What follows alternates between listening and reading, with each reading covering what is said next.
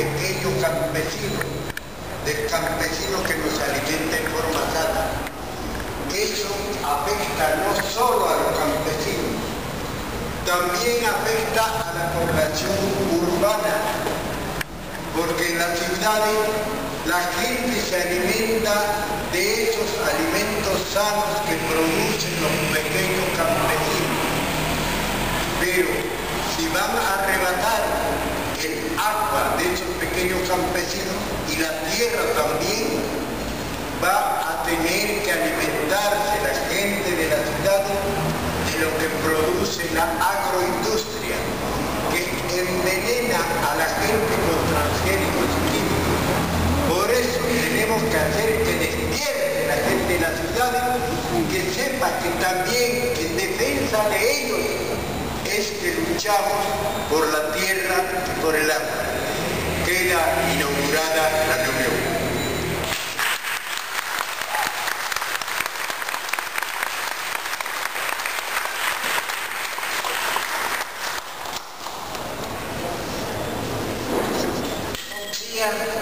Companheiros, companheiras, esse é um momento particular para mim e acredito que para todos que estamos aqui, de muita emoção. Segundo o Tribunal Popular da Terra, onde vamos julgar os crimes do Estado brasileiro. Estamos aqui presentes, representações de todo o país, indígenas, negros, negras, o povo pobre e trabalhador de nossa terra, seringueiros, militantes de esquerda, lutadores, lutadoras. Temos a honra da presença do companheiro Hugo Blanco, dos povos Macuti, professores, companheira Sônia aqui, companheiro Valdemar Rossi. É um momento de emoção, porque nós vamos pensar neste momento toda a nossa história. Toda a história deste nosso país, onde fomos marcados, principalmente indígenas e negros, o povo negro, pela opressão, pela exploração. E vamos invocar neste momento o sangue, a luta, o suor dos nossos antepassados, para que sirva de força, para que nós possamos, neste momento de análise, neste momento de julgamento e condenação, retomarmos as nossas forças para termos uma atitude, uma ação de construção de uma sociedade livre, de uma sociedade sem exploração e sem opressão. É esse o sentimento que eu trago e digo mais uma vez com muita emoção, porque o que nós estamos vivendo neste momento de crise, de violência contra o nosso povo, de toda forma, não é para estarmos, como muito bem finalizou a apresentação dos companheiros, acomodados. E esse é um momento de união, de retomada, de luta, para que possamos construir um mundo melhor. É isso.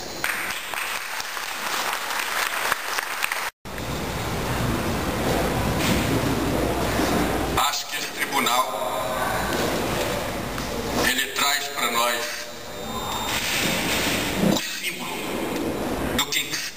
do que tem que ser feito, simboliza o que tem que ser feito na luta contra o sistema capitalista. Estou vindo de uma região da Amazônia brasileira, seringueiros, índios, onde nós estamos vivendo um verdadeiro massacre em nome de uma economia verde, que começa a expoliar, a mercantilizar todos os meios naturais. Vem de uma região onde Belo Monte expulsa Ribeirinho, expulsa os índios, são Santo Antônio em geral expulsa os camponeses e seringueiros, expulsa os pescadores, e o assassinato roda. O crime organizado no campo brasileiro, na luta pela reforma agrária, ele está institucionalizado através de todas as leis que foram criadas para privatizar a Amazônia, para privatizar a água, para privatizar o ar que nós respiramos. Então eu acho que esse tribunal aqui, ele traz como exemplo uma luta para que nós possamos dar continuidade contra a barbárie e uma luta libertária.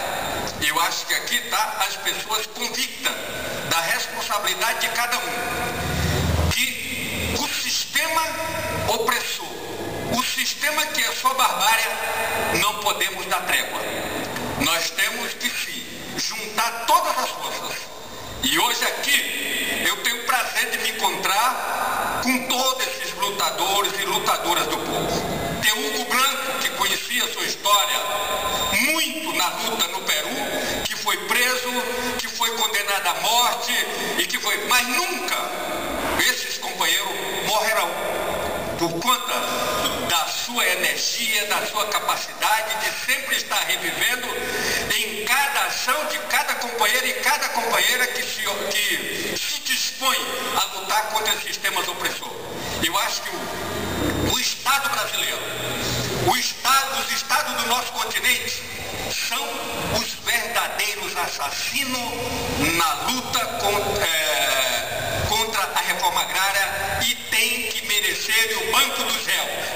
E para isso, o Tribunal Popular se instala hoje com o objetivo de mostrar, detalhe por detalhe, a opressão, a perseguição, o cárcere, o assassinato, e sair daqui com o objetivo de que nós vamos ter que lutar pela moradia, dar essa continuidade pela moradia, a luta pela reforma agrária, sobre o controle dos trabalhadores, contra a mercantilização dos meios naturais. Vamos à luta até a vitória final. Muito obrigado. Bom dia a todos e todas. É com muita emoção também que eu estou aqui hoje, vindo de Sergipe, no estado do Nordeste brasileiro, me chamo Sônia Meire, para participar do Tribunal Popular da Terra. Nesse sentido, eu quero dizer para vocês que todos os companheiros que aqui me antecederam, tenho certeza que, como eles continuam apostando na revigoração do poder da classe trabalhadora, esse é o nosso objetivo aqui. Numa conjuntura extremamente difícil em que vivemos no mundo e em nosso país, onde a classe trabalhadora tem encontrado inúmeras dificuldades para construir a sua resistência. E o Brasil é um país em que nós estamos cercadas por programas e projetos, por um modelo de desenvolvimento que a cada dia transforma as nossas energias em apatia, em desesperança. Esse Tribunal Popular da Terra, para nós, representa um momento ímpar na história da nossa luta da sociedade brasileira, porque ele ultrapassa, inclusive, as fronteiras nacionais, para dialogar, para construir com outros companheiros e companheiras de outros países a possibilidade da gente continuar fazendo a resistência e a luta, para as futuras gerações poderem continuar vivendo, porque, como disse o companheiro Osmarino, estamos sendo expropriados de todas as formas, inclusive pelo ar, da possibilidade de respirar. Tudo está sendo cada vez mais privatizado. E não pensemos nós que a ditadura acabou. Estamos sob outras lógicas de controle da nossa ação e da liberdade de expressão. Então, o Tribunal Popular da Terra é um momento mais um momento de construção, de continuar fazendo a construção pela liberdade de expressão, de nos comunicar e de construir a resistência internacional. E é por isso que estamos aqui nesses dias para discutir, inclusive, estratégias de avançar contra o Estado opressor, onde quer que nós estejamos. Com isso, eu também declaro aberto o Tribunal Popular da Terra. Um bom trabalho para todos nós.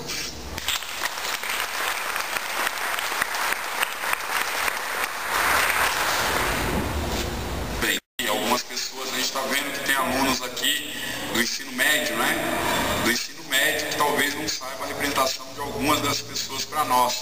Ali na ponta tem um jovem senhor, um grande lutador aqui, década de 70, década de 80, década de 90, da oposição sindical metalúrgica.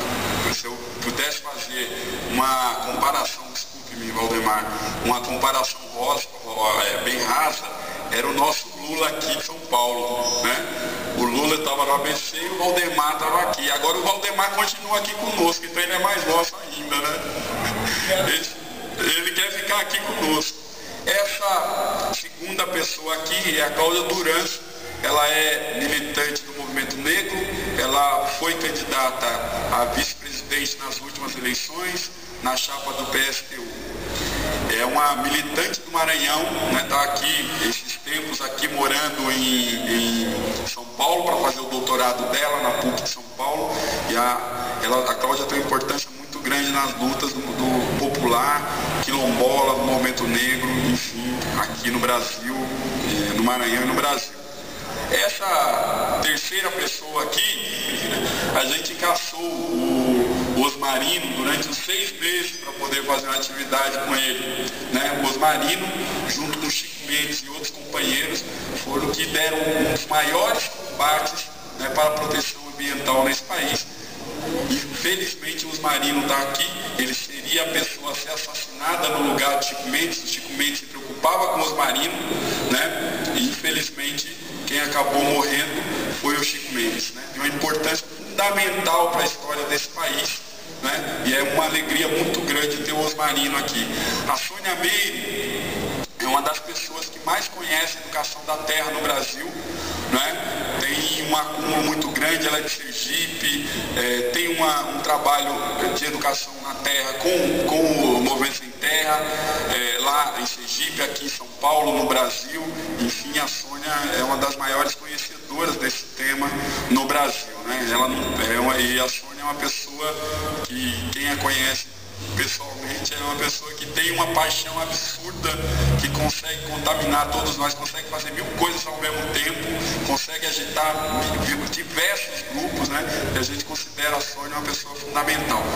Essa companheira, a Milari, né? Ela é hoje a maior liderança do Chile, né? Contra a obra do Chile que se compara a Belo Monte, né? Ela tem sido perseguida permanentemente lá no Chile, né? A gente fez um esforço muito grande para que ela estivesse aqui, que é importante, né? Ela está aqui dando depoimento, trocando aqui e fortalecendo a luta lá no Chile, né? Porque além de tudo mais, de ser essa liderança importante, ela é Mapuche, e os Mapuche estão em guerra lá no Chile, né?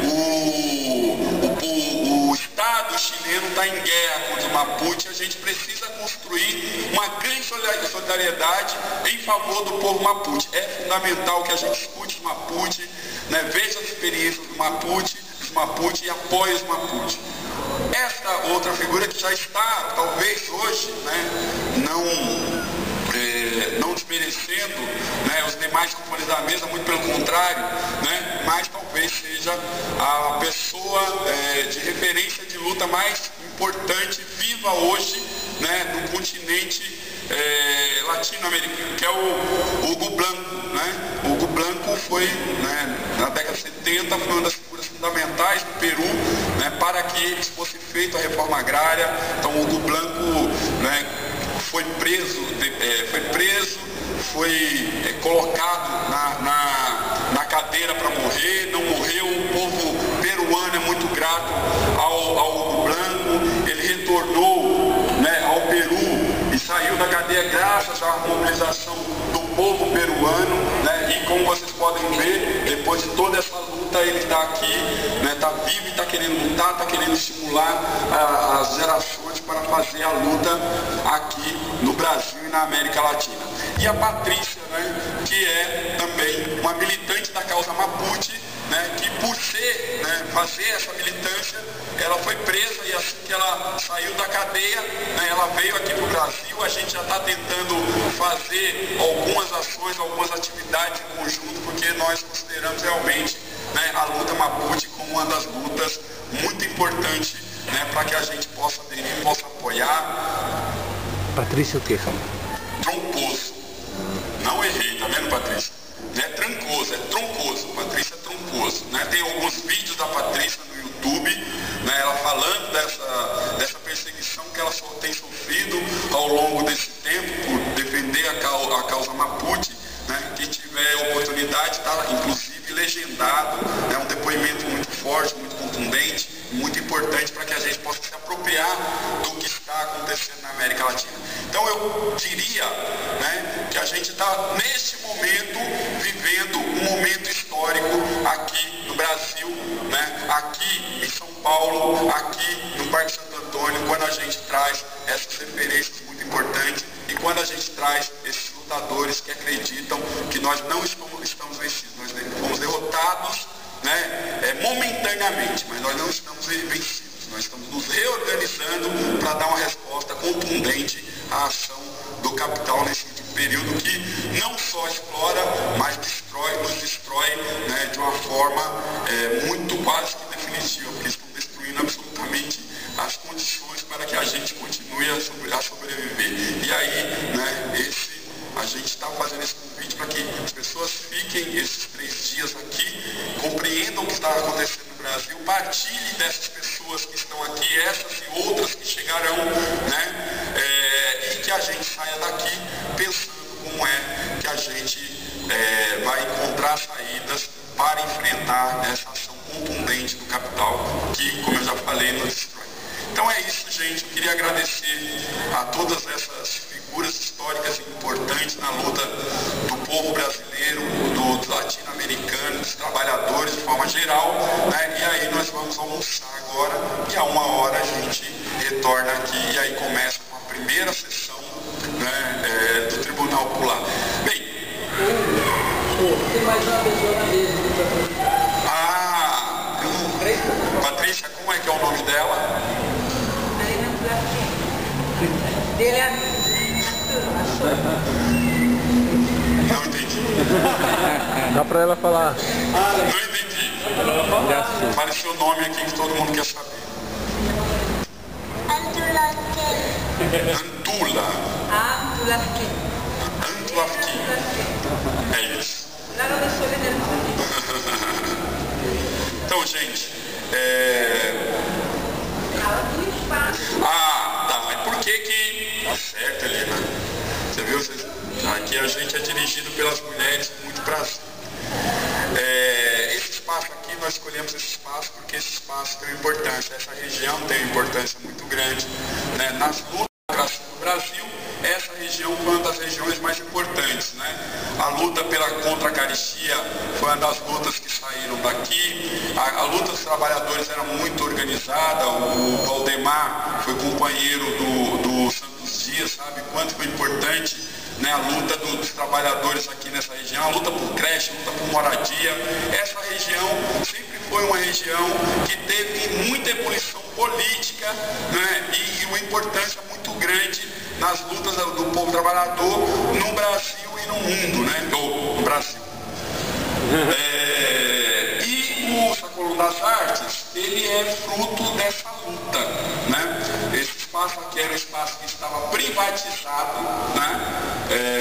E o povo aqui da região, os movimentos aqui da região se juntaram para ocupar esse espaço aqui, expulsar, né, quem explorava esse espaço economicamente, né, para fazer um espaço democrático que seja expressão das lutas, que possa produzir cultura, possa produzir política, possa produzir a vida, né? Então esse espaço aqui é um espaço muito importante, um espaço muito emblemático das lutas. Essa região é uma região muito importante, e essa região é uma região que foi e sempre foi, né, e sempre será importante nas lutas da classe trabalhadora. Então é por isso que nós escolhemos esse espaço espaço aqui. Sabemos que existe uma dificuldade de chegar aqui, não é fácil chegar aqui, mas eu acho que a gente precisa fortalecer, se apropriar e fortalecer os símbolos da classe trabalhadora. E este é um símbolo da classe trabalhadora e por isso, né, nós escolhemos esse lugar aqui para realizar, né, o Tribunal Popular da Terra. É isso. Mais alguma coisa, chefe?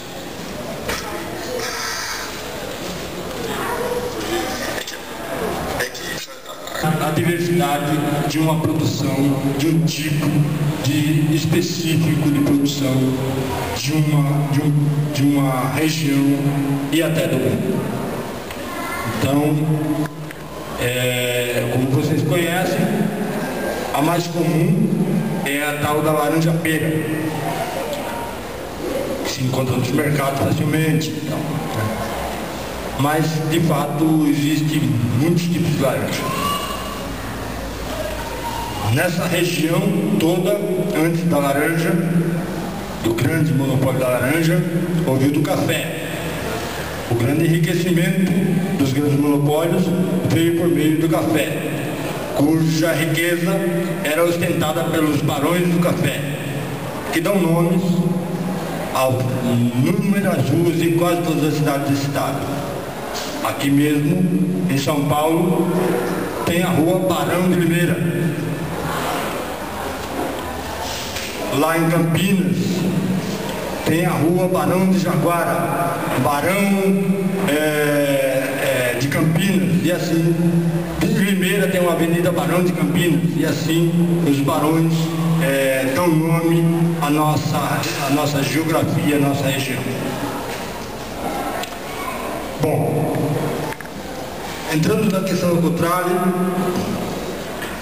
imagino que se as coisas andarem nesse ritmo, logo, né, o contrário será nome de rua também, assim como os nomes da Citrosuco, né, segundo a defesa apresentada aqui, a ser apresentada pela nobre advogada. O fato é que a Cotrale acumulou ao longo de pouco tempo no Brasil uma quantidade de terra muito grande. Ela concentra uma imensidão de terra no Brasil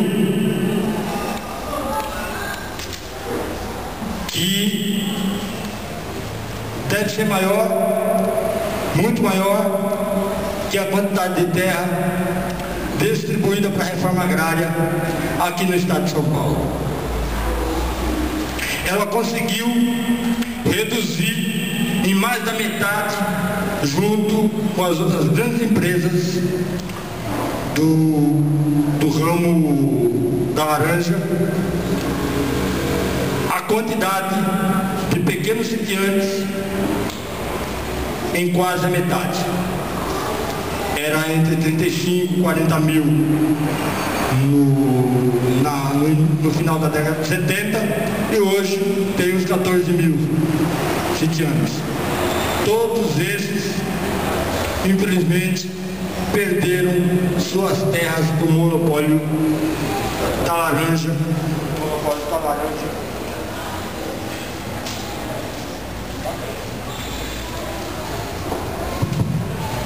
Os monopólios da laranja e também, principalmente, para a Cotrale. A forma com que as terras foram deixando de ser propriedade desses pequenos sitiantes para se tornar propriedade das empresas de suco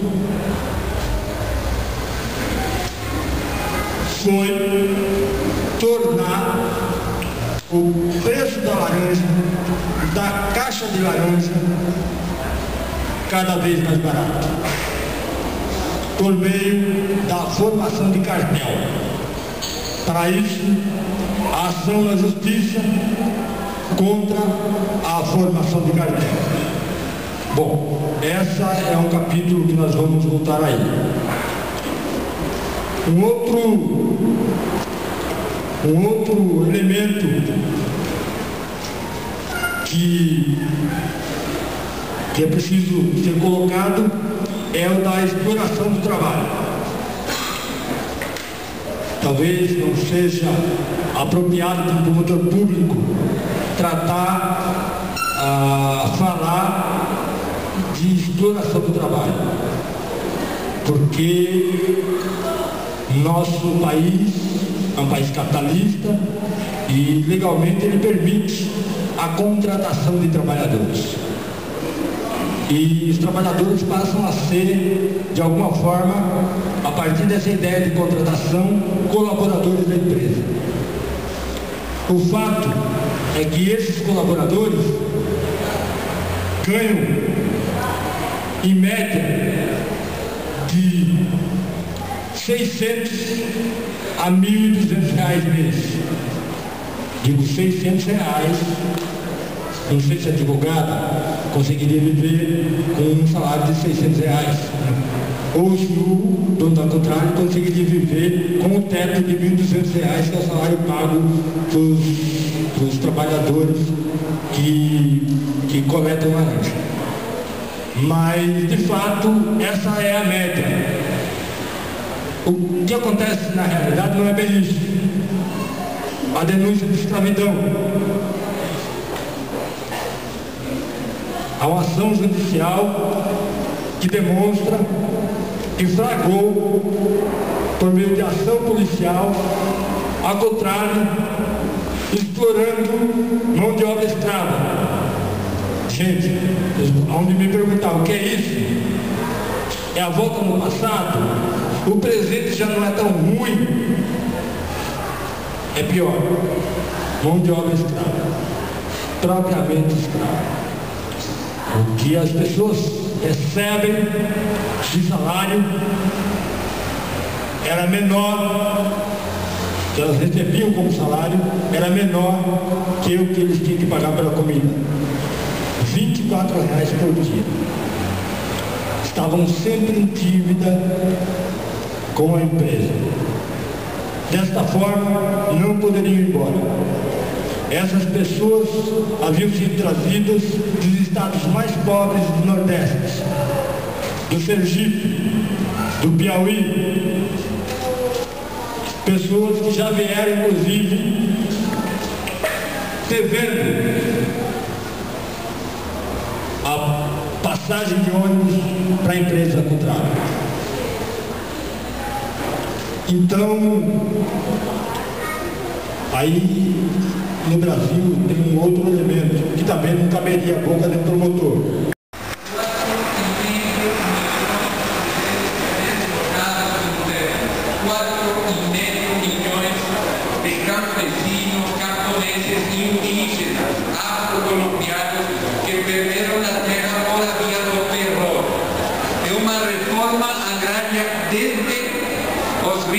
Desde as transnacionais para fazer uma transferência de fato do território das terras às transnacionais e às pessoas mais ricas da Colômbia.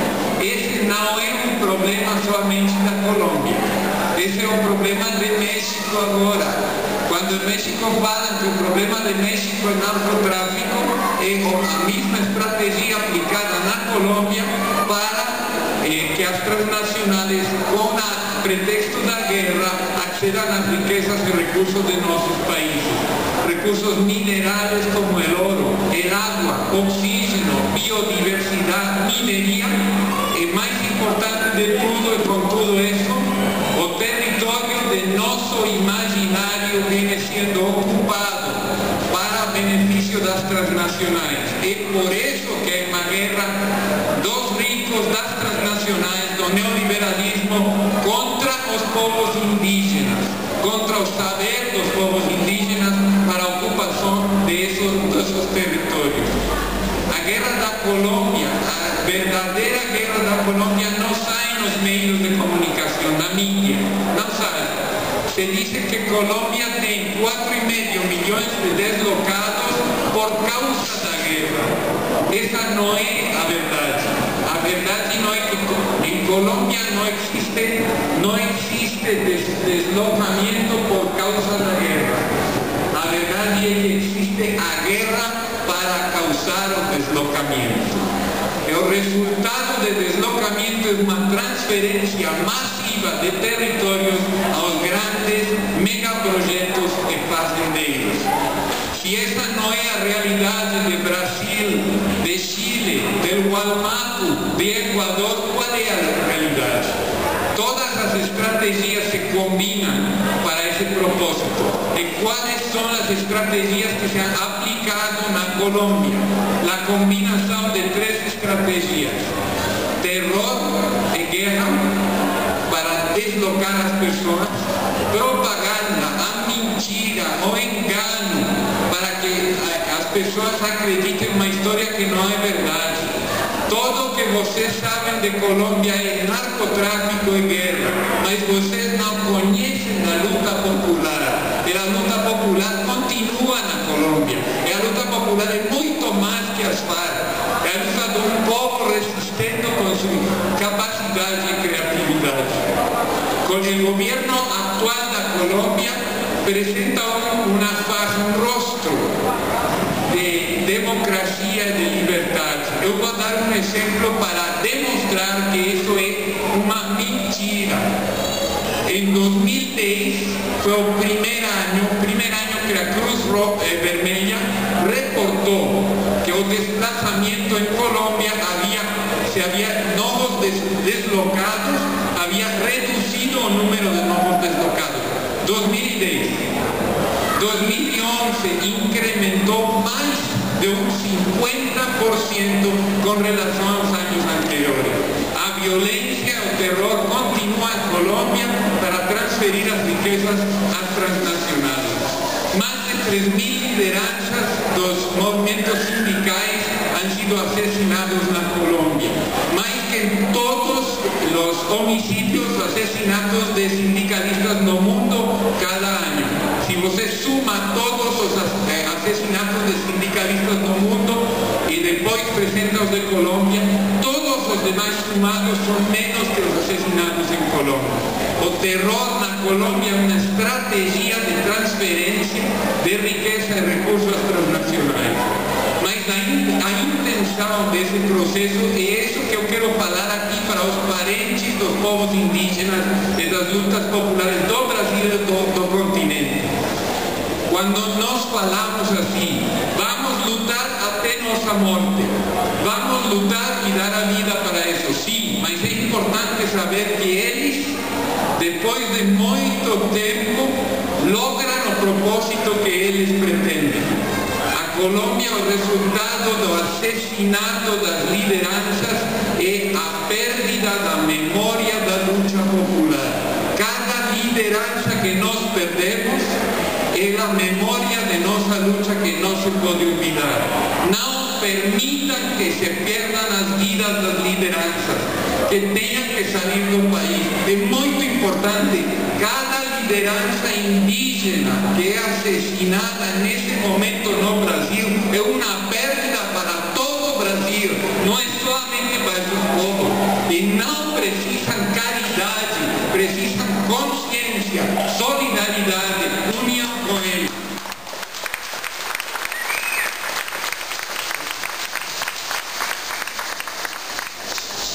Agora, em Colômbia a luta continua. No ano passado, no meio da guerra, os estudantes saíram e se mobilizaram massivamente e derrotaram ao governo uma lei de privatização da educação. Mobilizaram a todo o povo colombiano e ganharam essa luta. Colômbia, casi 50% do território nacional está sendo concedido às transnacionais mineras. Mesmo nesse contexto de guerra, as mobilizações nacionais han conseguido frenar a entrega dos territórios às transnacionais. A mesma luta que tem sendo agora em Peru, em Equador, em distintos povos. Essa luta está dando-se em Colômbia. Ainda temos luta popular na Colômbia. vocês têm luta popular aqui. Minha denúncia, minha mensagem é: o crime da Colômbia está se exportando a outros países. O crime contra os povos no Brasil, no México, no Peru, é um crime contra nós, contra todos nós. É a hora de ter consciência, claridade e de ser todas e todos filhos da Mãe Terra e liberar o território de nosso imaginário. Esse é nosso continente. Minha última frase é isso. Quando os conquistadores foram descobertos por os indígenas, a América ainda não existia. Obrigado. Também a Mônica, da Companhia Mônica. Dia 12 de abril de